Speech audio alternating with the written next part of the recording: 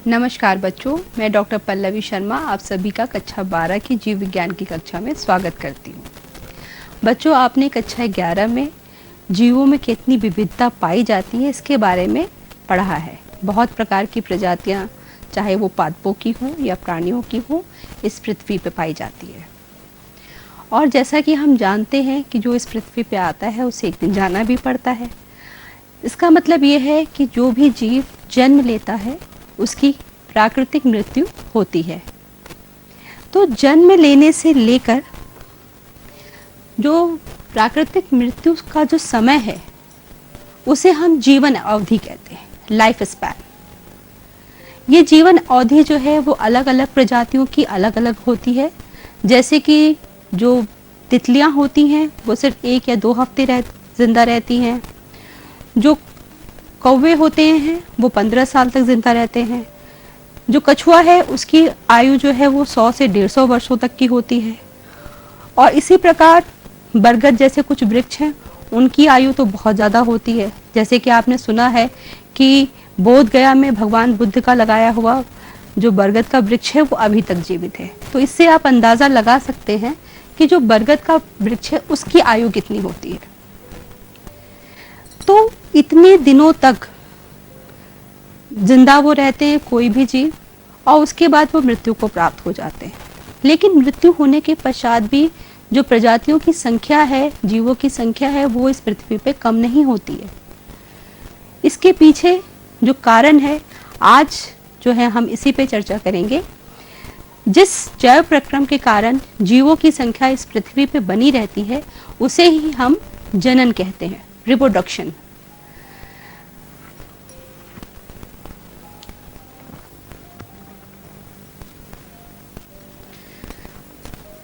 जीवों में जनन वह बायोलॉजिकल प्रोसेस है जिसमें जो जीव है वो अपने ही समान एक छोटे से जीव या संतति को पैदा करता है। ये संतति बड़ा होता है, फिर ये अपने समान दूसरे संतति को पैदा करता है, और इस तरह ये जीवन का चक्र जो है वो चलता रहता है, जिसमें जन्म, वृद्धि और फिर मृत्यु, ये चक्र जो है आपका चलता रहता है। अगर हम ये देखें कि जीव जनन किस प्रकार से करते हैं, तो सभी जीवों में जो जनन है वो एक समान नहीं होता है। ये उनके वासस्थान, जिस जगह पे वो रहते हैं, या फिर उनकी जो आंतरिक शरीर संरचना है और दूसरे अन्य जो कारक हैं उन पे निर्भर करती है। तो इसके अनुसार अगर हम देखें तो जीवों में जो जनन है उसमें काफ़ी विविधता पाई जाती है। अगर सिर्फ कितने जनक जनन में भाग ले रहे हैं, अगर उस आधार पर हम देखें तो अगर केवल एक जनक जो है वो संतति को पैदा करने में भाग ले रहा है या जनन प्रक्रिया में भाग ले रहा है तो उसे हम अलैंगिक जनन कहते हैं। यहाँ पर जनक एक ही होता है और वही जो है वो काफी होता है संतति को पैदा करने के लिए, तो वो अलैंगिक जनन। लेकिन जब 2 अलग अलग लिंग वाले जनक भाग लेते हैं या एक ही जनक से 2 अलग अलग लिंग वाले युग्मक बनते हो और उनके आपस में मिलने से संतति का जन्म होता हो, तो उसे हम लैंगिक जनन कहते हैं। Asexual reproduction, sexual reproduction. बच्चों, अब हम बात करते हैं अलैंगिक जनन की। अलैंगिक ये अधिकतर जो है वो मोनेरा, प्रोटिस्टा या जो एक कोश के जीव जैसे कि हमारे जीवाणु हैं इनमें पाया जाता है। और बहुत सारे जो निम्न पादप हैं या जो कुछ पौधे भी हैं तो वो जो है वातावरण के अनुकूल होने में या कुछ परिस्थितियों में प्रतिकूल वातावरण में भी अलैंगिक जनन करते हैं। अलैंगिक जनन में युग्मक तो नहीं बनते पर बहुत सारे प्रकार की अलैंगिक संरचनाएं बनती हैं, और इन संरचनाओं के बनने में जो है वो समसूत्री विभाजन का हाथ होता है। जैसा कि आपने कक्षा 11 में पढ़ा होगा कि जो कायिक कोशिकाएं हैं वो समसूत्री विभाजन के द्वारा अपनी संतति कोशिका बनाती हैं। तो जो समसूत्री विभाजन है इसमें गुणसूत्र की संख्या मातृ कोशिका और संतति कोशिका में एक समान रहती है। तो इसी समसूत्री विभाजन के द्वारा अलैंगिक जनन में जो संतति है वो बनते हैं। अलैंगिक जनन को अगर हम उनके विधियों के अनुसार बांटें तो हम उसे विखंडन, मुकुलन, बीजाणु जनन, कायिक प्रवर्धन और पुनरुद्भवन में बांट सकते हैं। अब हम इन्हें आगे जो है विस्तार से देखते हैं। जैसा कि मैंने कहा कि जो एक कोश के जीव जैसे कि जीवाणु है, छोटे प्रोटोजोआ हैं, मोनेरा प्रोटिस्टा में ये आते हैं, तो उनमें आपका विखंडन, फिजन पाया जाता है। अमीबा में या बैक्टीरिया में जो फिजन पाया जाता है उसे हम द्विखंडन कहते हैं। द्वि मतलब दो, मतलब एक जीव दो संतति कोशिकाओं में विभाजित हो जाता है। जैसे देखिए कि यहाँ पर ये एक अमीबा है। सबसे पहले इसका जो केंद्रक होता है वो समसूत्री विभाजन के द्वारा दो हिस्सों में बंटता है और साथ ही साथ जो इसकी कोशिका द्रव्य और कोशिका द्रव्य होता है वो भी आपका अंदर की तरफ धंसता है और धंसने के बाद जब इसमें क्रॉस वॉल बन जाती है तो आपकी एक कोशिका दो संतति कोशिकाओं में बढ़ जाती है। ये दोनों संतति कोशिकाएं बिल्कुल समान गुणों वाली होती हैं और फिर वृद्धि करके ये कुछ ही समय में मातृ कोशिका के जैसे हो जाती हैं। तो यहाँ पर एक जीव पूरी तरह से दो जीवों में बढ़ जाता है, इसीलिए कहा जाता है कि एक कोशिकीय जीवों की प्राकृतिक मृत्यु नहीं होती है। ठीक ऐसे ही मलेरिया परजीवी प्लाज्मोडियम जो होता है उसमें ये जो विखंडन है वो थोड़ा सा अलग होता है। वहां पर एक कोशिका जो है वो कई सारी छोटी कोशिकाओं में बढ़ जाती है। पहले कोशिका के अंदर जो कोशिका केंद्रक है आपका, वो आपका कई सारे मुक्त केंद्रकों में बंटता है और बंटने के बाद हर केंद्रक के चारों तरफ आपका कोशिका द्रव्य इकट्ठा हो जाता है और वो हर एक कोशिका जो है एक जीव को बना लेती है और बाद में फिर ये उस सिस्ट को तोड़ के या कोशिका जिस कोशिका के अंदर ये बन रहे थे उसे तोड़ के बाहर आ जाते हैं और नए जीव को जन्म देते हैं। तो इस प्रकार के विखंडन को हम बहु विखंडन कहते हैं। कभी कभी जो अमीबा होता है वो भी प्रतिकूल परिस्थितियों में अपने पादार्थ को संकुचित कर लेता है और अपने चारों तरफ 3 स्तर की एक पुट्टी बना लेता है, सिस्ट। और प्रतिकूल परिस्थितियों के रहते समय तक अमीबा आपका ऐसे ही रहता है और जब मौसम अनुकूल आता है तब तक उसके केंद्रक जो है वो विभाजित हो जाते हैं। उसके बाद उसके चारों तरफ कोशिकाओं छोटी छोटी कोशिकाएं बन जाती हैं जिन्हें हम अमीबाफ कहते हैं और फिर ये अमीबॉइड्स जो हैं वो पुट्टी को तोड़कर बाहर आ जाते हैं और इसे हम बीजाणु जनन भी कहते हैं।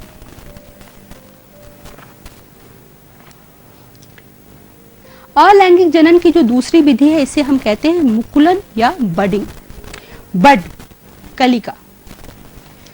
जैसे कि ये है हमारा फंजाई ईस्ट सैक्रोमाइसीज। सैक्रोमाइसीज में क्या होता है कि पहले जो कोशिका द्रव्य है वो उसमें एक छोटा सा उभार बनता है और फिर जो केंद्रक होता है वो समसूत्री विभाजन के द्वारा अपनी प्रतिलिपि बनाता है। जो दूसरा केंद्रक उस उभार में चला जाता है और इस उभार को ही हम बड कहते हैं या कलिका कहते हैं। बाद में जब ये इनके दोनों कलिका और मातृ कोशिका के बीच में आपका सेल वॉल बन जाती है तो ये जो बड है ये अलग होकर नए जीव को बनाती है। कभी कभी जब भोजन की प्रचुरता बहुत ज़्यादा होती है तो जब तक आपका एक कलिका अलग होती है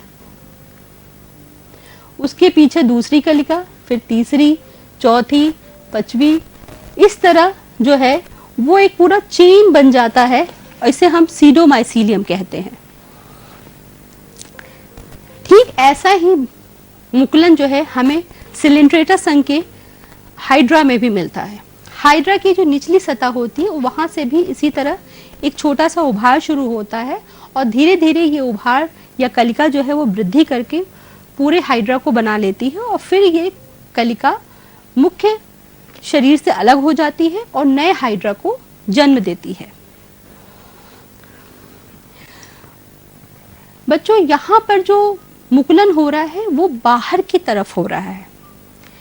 कुछ ऐसी ही संरचना हमें स्पंज और ब्रायोफाइट्स जैसे कि मार्केंशिया में भी मिलती है, जहां इस तरह की अलैंगिक संरचनाएं बनती हैं जिन्हें हम जेम्यूल या जेमा कहते हैं। ये जेमा जो है जेमा कप में बनती है और ये भी अलैंगिक संरचनाएं हैं और ये भी समय आने पर अंकुरित होकर नए जीवों को बनाती हैं।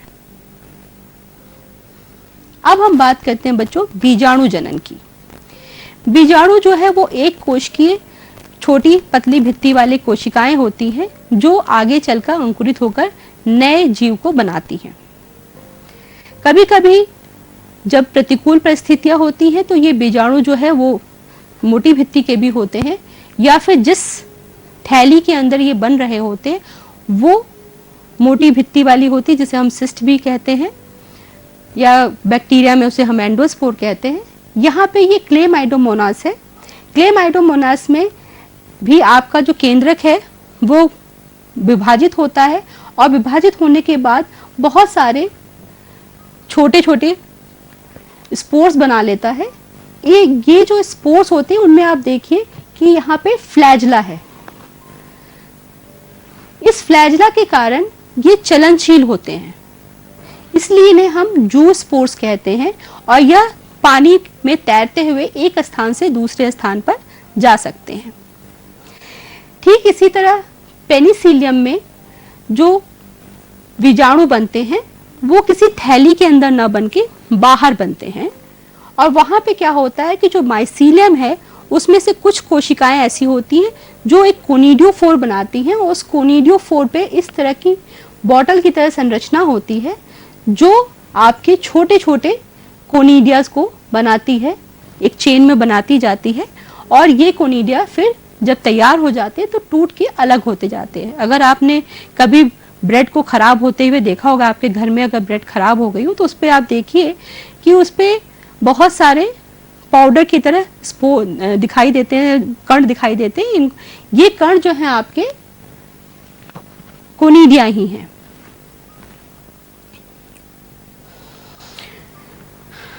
बच्चों, अब हम बात करते हैं कायिक प्रवर्धन या वेजिटेटिव रिप्रोडक्शन की। आपने घर में अपने आलू देखा होगा, प्याज होगा, लहसुन होगा। अगर आप अपने घर में से लहसुन की कलियों को लेकर अगर आप उन्हें मिट्टी में लगा दें, या आलू की जो उसकी ये आँख होती है उसे काट के अगर आप नमी वाली मिट्टी में लगा दें तो आप देखेंगे कि वो अंकुरित हो जाएंगे, उनमें से पत्तियां निकल आएंगी। जैसा कि आप जानते हैं कि आलू जो है एक रूपांतरित तना होता है और हर तने में आपकी पर्व होते हैं, पर्व संधियां होती हैं।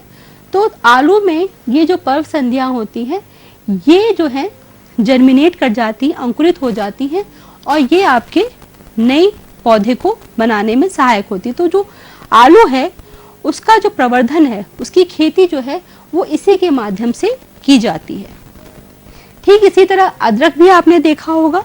अदरक को भी अगर आप बालू में हल्की नमी के साथ रख दें तो वो भी अंकुरित हो जाएगा और उसमें अपस्थानिक जड़ें निकल आएंगी और जो उसके नोड्स हैं वहां से नई कलिकाएं बन जाएंगी। इसी तरह अगेव नाम का पौधा होता है जिसमें बुलबुल्स बनते हैं। जिम्नोस्पर्म जो होता है उसमें साइकस में इसी तरह बुलबुल बनते हैं और ये जो बुलबुल हैं इनको हम तोड़ के अगर मिट्टी में लगा दें तो इनसे नया पौधा बन जाता है।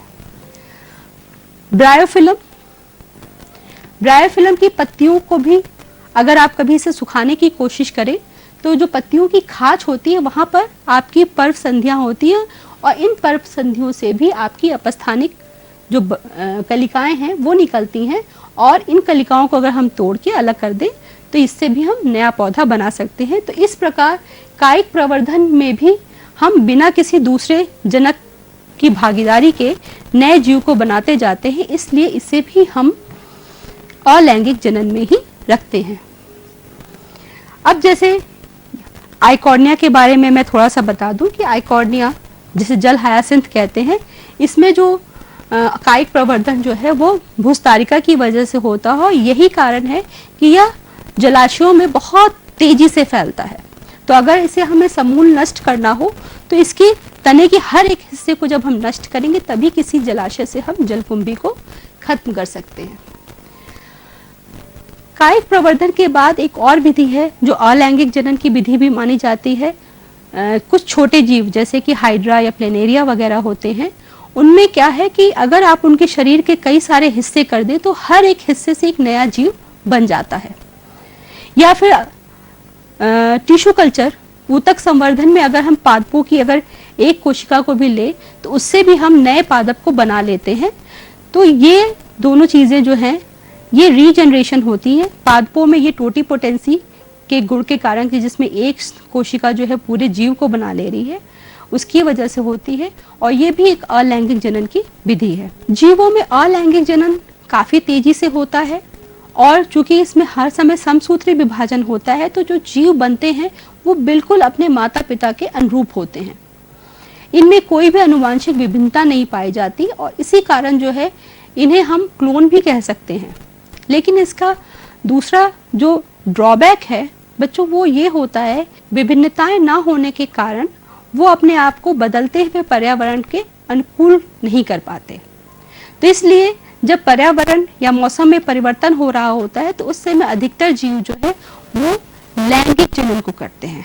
तो अब हम बात करते हैं कि लैंगिक जनन यह एक धीमी और जटिल प्रक्रिया होती है और अधिकतर जो प्राणी उच्च प्राणी होते हैं या उच्च पादप होते हैं वो लैंगिक जनन के द्वारा ही प्रजनन करते हैं। लैंगिक जनन जैसे कि मैंने कहा कि इसमें बताया कि 2 जनक होते हैं। इसे हम देख ले कि ये जो जनक होते हैं वो कहाँ कहाँ होते हैं। अगर हम पौधों में बात करें तो पौधे में अगर नर और मादा हिस्से या मादा इकाई अगर दोनों एक ही पुष्प एक ही पादप पे होते हैं, मतलब वहां पे नर युग्मक भी बने और मादा युग्मक भी बने, तो अगर वो पुष्प है तो उसे हम द्विलिंगी पुष्प कहते हैं। और अगर वो कोई पादप है जिसमें नर पुष्प भी है और मादा पुष्प भी है, अलग अलग हैं, तो उसे हम उभय लिंगाश्रयी कहते हैं। जैसे कि आपने कद्दू में देखा होगा और गुड़हल वगैरह तो सब द्विलिंगी होते हैं। लेकिन अगर नर पुष्प और मादा पुष्प अलग अलग हो या नर पादप मादा पादप अलग अलग हो तो ऐसे पुष्पों को हम एक लिंगी पुष्प कहते हैं, जैसे स्त्री केसर पुष्प या पुंकेसरी पुष्प। या फिर अगर पादप ही अलग अलग है, एक नर पादप एक मादा पादप, तो उसे हम एक लिंगाश्रयी कहते हैं, जैसे कि आपने पपीते और खजूर में देखा होगा। लेकिन जो प्राणी हैं, प्राणियों में अगर नर जनन अंग और मादा जनन अंग दोनों अगर किसी एक ही जनक के अंदर है, एक ही जीव के अंदर है, तो उसे हम द्विलिंगी कहते हैं, बाइसेक्सुअल कहते हैं। जैसे कि आपका केचुआ है, जोक है, ये आपके बाइसेक्सुअल हैं। लेकिन और अधिकांशतः जीवों में आपके जो नर जीव और मादा जीव अलग अलग होते हैं, मतलब इनमें सेक्स अलग अलग होता है, तो इन्हें हम एक लिंगी या यूनिसेक्सुअल कहते हैं। अब ये बात पे हम बच्चों बात करेंगे कि क्या किसी भी जीव में लैंगिक जनन तुरंत शुरू हो जाता है?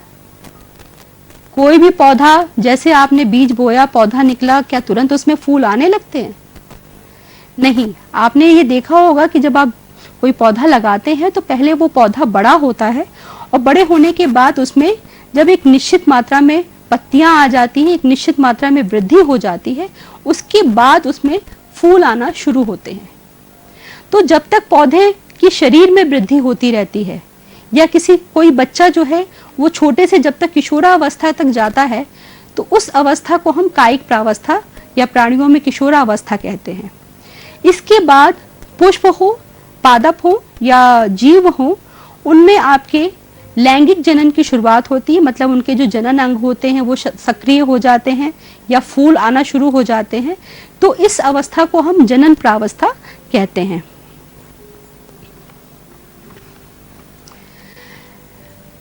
अगर हम लैंगिक जनन की बात करें तो लैंगिक जनन में आपके 3 अवस्थाएं होती हैं। पहली अवस्था जिसे हम निषेचन पूर्व अवस्था कहते हैं, दूसरी अवस्था जिसमें निषेचन होता है, और तीसरी अवस्था जो निषेचन के बाद आती है। जैसा कि हमने पहले बात की कि लैंगिक जनन में 2 जनक या एक ही जनक में नर और मादा युग्मक दोनों बनते हैं और इन युग्मकों के संलयन के बाद जो है वो संतति का जन्म होता है। तो निषेचन पूर्व अवस्था की अगर हम बात करें तो उसमें दो प्रक्रियाएं होती हैं जो सबसे जरूरी होती हैं। वो होती है, पहला है आपका युग्मक जनन और दूसरा है आपका युग्मकों का स्थानांतरण। युग्मक जनन मतलब नर युग्मक और मादा युग्मक का बनना।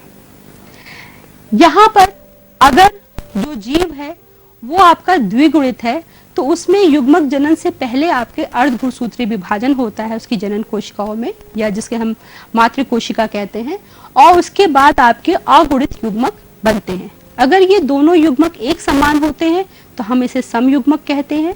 अगर दोनों युग्मक एक समान नहीं होते हैं तो उसे हम विषम युग्मकी कहते हैं। और अगर वो अगुणित जीव है जैसे कि छोटे जीव, तो वहां पर आपके समसूत्री विभाजन होता है युग्मक निर्माण के लिए, वहां अर्धगुणसूत्री विभाजन नहीं होता है और युग्मक बनते हैं। और युग्मकों के बनने के बाद फिर अगला जो चरण होता है वो होता है युग्मक स्थानांतरण का। जैसे कि अभी हमने क्लेमाइडोमोनास या क्लोरेला में देखा कि उसमें चलनशील संरचनाएं बनती हैं, तो उसी तरह अगर युग्मक जो है वो चलनशील होता है तो उन्हें आपस में मिलने में कोई दिक्कत नहीं होती, उनका स्थानांतरण बहुत आसानी हो जाता है। लेकिन अगर युग्मक अचलनशील होते हैं तो उन्हें एक स्थान से दूसरे स्थान पर किसी कारक के द्वारा जाना पड़ता है, तो इसे हम युग्मक स्थानांतरण कहते हैं। जैसे पौधों में युग्मक स्थानांतरण के लिए हम परागण की प्रक्रिया को अपनाते हैं और प्राणियों में ये मैथुन के द्वारा पूरा होता है। युग्मक स्थानांतरण के बाद जब नर और मादा युग्मक आपस में मिलते हैं, संलयित होते हैं, इसे हम सिनगैमी कहते हैं या निषेचन कहते हैं। जो आवृत बीजी पौधे होते हैं उसमें ये निषेचन दो बार होता है। एक बार तो नर और मादा युग्मक मिलते हैं जिसे सिनगैमी कहते हैं, और एक बार नर युग्मक जो है वो ध्रुवीय कोशिकाओं से मिलता है। तो इस तरह आवृत बीजी पौधों में दो बार निषेचन होता है, इसलिए हम दोहरा निषेचन कहते हैं। निषेचन कहाँ हो रहा है? अगर निषेचन शरीर से बाहर हो रहा है तो उसे हम बाह्य निषेचन कहते हैं, और अगर निषेचन शरीर के अंदर हो रहा है तो उसे हम आंतरिक निषेचन कहते हैं। बाह्य निषेचन और आंतरिक निषेचन का फायदा अगर ये देखें तो बाह्य निषेचन में युग्मकों के पास पास आने की जो संभावना है वो बहुत कम होती है, तो इसलिए युग्मकों को बहुत अधिक संख्या में बनाना पड़ता है। और आंतरिक निषेचन में संभावनाएं ज्यादा होती हैं युग्मक संलयन की, तो इसलिए यहाँ पर युग्मकों की संख्या को ज्यादा नहीं बनाना पड़ता। अधिकांशतः एक ही अंडकोशिका बनती है, भले नर युग्मक जो है वो ज्यादा बनते हैं क्योंकि नर युग्मकों को स्थानांतरित होना पड़ता है। तो इस प्रकार बाह्य और आंतरिक निषेचन जो है पाया जाता है। बाह्य निषेचन जब जितने भी जलीय जीव हैं उनमें पाया जाता है, आंतरिक निषेचन मनुष्य हैं या जो पुष्पी पादप हैं उनमें पाया जाता है। अब निषेचन के पश्चात दोनों युग्मक निषेचित हो गए, युग्मक थे अगुणित। अब जब वो अगुणित थे तो वो क्या होंगे? द्विगुणित हो जाएंगे, और द्विगुणित होने के पश्चात वो युग्मनज बनाते हैं, जाइगोट। जो अगुणित जीव होते हैं, जैसे कि मैंने पहले बताया कि जो जैसे जिनमें केवल पूरे जीवन काल में केवल एक सेट होता है गुणसूत्र का, वहां पर युग्मनज बनने के बाद अर्धगुणसूत्री विभाजन होता है और फिर अगुणित जीव का निर्माण होता है। लेकिन जो उच्च जीव हैं वो द्विगुणित ही रहते हैं, और फिर ये युग्मनज जो है वो विभाजित होना शुरू होता है। उसमें कोशिका विभाजन होता है, फिर कोशिका का विभेदीकरण होता है। विभेदीकरण के पश्चात वो एक प्रो एम्ब्रियो बनाता है जिसे हम भ्रूणोद्भव कहते हैं, और फिर इसके बाद भ्रूण बन जाता है। ये जो हमारा भ्रूण है वो हमारा बीजांड के अंदर पाया जाता है, और इस प्रकार जो निषेचित बीजांड होता है उसे हम बीज कहते हैं। निषेचन पश्च अवस्था में जो बीजांड बीज में बदल जाता है और बीजांड जिस अंडाशय में पाया जाता है वह अंडाशय जो है वो फल का निर्माण करती है।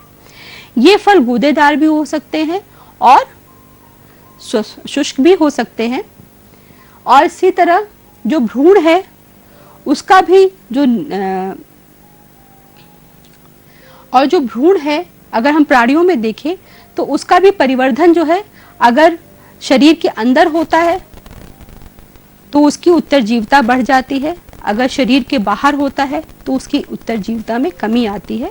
जैसे कि आपने देखा है कि जो पक्षी वगैरह होते हैं वो अंडे देते हैं, तो कैल्शियम युक्त खोल के अंदर जो है वो भ्रूण बढ़ता है, तो ऐसे जीवों को हम अंड प्रजनक कहते हैं। और जो मनुष्य हैं, जो उच्च प्राणी हैं, उनके यहाँ जो भ्रूण है उसका परिवर्धन माँ के शरीर के अंदर गर्भाशय में होता है, तो वहाँ पर वो सजीव प्रजनक होते हैं और वहाँ परिवर्धन जो है काफ़ी सुरक्षित वातावरण में होता है, इसलिए उनकी जो उत्तरजीविता है वो ज़्यादा होती है। अब हम सारी चीज़ों को अब तक हमने देख लिया, उसके बाद एक बार हम पूरी चीज़ों को एक बार रिवाइज कर लेते हैं। जैसे कि हमने पहले देखा अलैंगिक जनन, जिसमें एकल जनक होता है। युग्मकों के निर्माण और संलयन की कोई बात इसमें नहीं होती, क्योंकि अलैंगिक संरचनाएं बनती हैं लेकिन युग्मक नहीं बनते हैं। इसमें समसूत्री विभाजन पाया जाता है और जो संतति होती है वो आनुवांशिक रूप से अपने माता पिता की तरह होती है, पूरी तरह से उनके समान होती है, इसलिए यहाँ विभिन्नताएं नहीं होती। वहीं दूसरी ओर लैंगिक जनन, जहाँ पर दो जनक भाग लेते हैं, नर और मादा, और यहाँ पे आपके दो तरह के युग्मक बनते हैं, उनका निर्माण और संलयन होता है, संलयन के बाद वह जाइगोट बनाते हैं, और इस तरह वहाँ पे अर्धगुणसूत्री विभाजन और समसूत्री विभाजन दोनों पाया जाता है। और जो संतति होती है वो समरूप नहीं होती, ना वो अपने माता पिता के से पूरी तरह मिलती है और सगे भाई बहनों में भी वो बिल्कुल नहीं मिलते पूरी तरह से, तो उनमें विभिन्नताएं पाई जाती हैं। इन विभिन्नताओं की वजह से वो पर्यावरण के ज़्यादा अनुकूल होते हैं। तो बच्चों, अब आपको ये सोचना है कि अलैंगिक जनन और लैंगिक जनन में कौन सी विधि जो है वो सबसे अच्छी है। फिर अगले कार्यक्रम में हम मिलेंगे, तब तक के लिए नमस्कार।